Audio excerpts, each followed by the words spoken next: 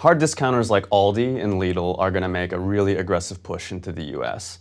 Aldi's been here for decades, but they plan on really making a concerted effort to open up 100 to 200 stores this year.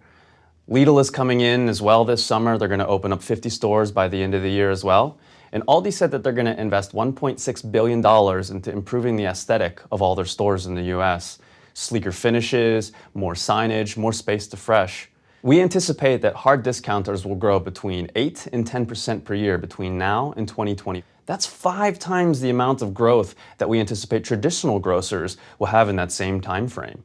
So the question is, will those incumbent traditional grocers be ready for this onslaught of the hard discounters? We believe that there are some common myths about hard discount shoppers and traditional grocer shoppers that leave many of these incumbent grocers unprepared for the entry. Some of these myths include things like hard discount shoppers are low income and low education only. Number 2, my shoppers don't like private label. Number 3, my shoppers also don't like the look, feel, or experience of a hard discounter, so they won't really try it. We did a survey of over 2,800 US shoppers and we found that those 3 things just aren't true. The average Aldi shopper in aggregate looks very similar demographically to your traditional grocery shopper. In addition, over 85% of traditional grocery shoppers say that they're willing to try private label.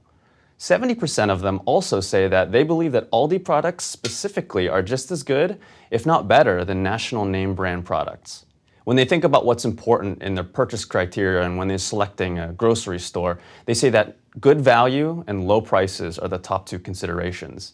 Even people who primarily shop at traditional grocery stores say that Aldi does better at both of those things than most traditional grocers.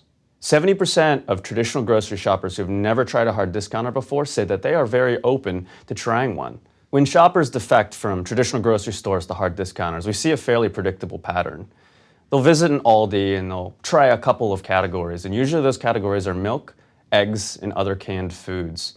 They'll take that home, they'll try it out, they'll actually find that the quality is reasonable. This will increase their trust in the hard discounter and they'll come back for a second visit and they'll start adding categories to their basket. Aldi's also starting to make products in other categories like health and beauty, baby, and organic produce. This is going to continue to provide shoppers with more reasons to defect from a traditional grocer. So the question is, what do you do about it? We think that all retailers should follow 5 simple rules. Number 1, use your private label. Turn it into a brand with a distinct identity. Drive customer loyalty because they can only get your brand at your store. Number 2, invest in fresh food. It's a really good way to drive traffic and increase your overall quality perception. Number 3, don't just tweak your cost structure, really transform it. It's going to be hard to compete with a hard discounter because they have a completely different business model than you do. But can you zero-base your costs? Can you find the funding to invest in these initiatives and invest in pricing so you can compete better? Number 4, find ways to simulate increasing convenience. Real estate strategy is hard. You can open new stores to increase convenience, but if you don't have the capex for that, what are other ways you can do? Can you create better layouts? Can you have faster checkouts? Can you use omni-channel to help your customers save time? Number 5, use advanced analytics to mine your customer purchase data so that you can simplify your assortment and provide customers with very specific promotions to drive them back into your store. Hard discounters are going to get very, very aggressive. They're here to stay and they're going to steal share. You just need to make sure it's not yours.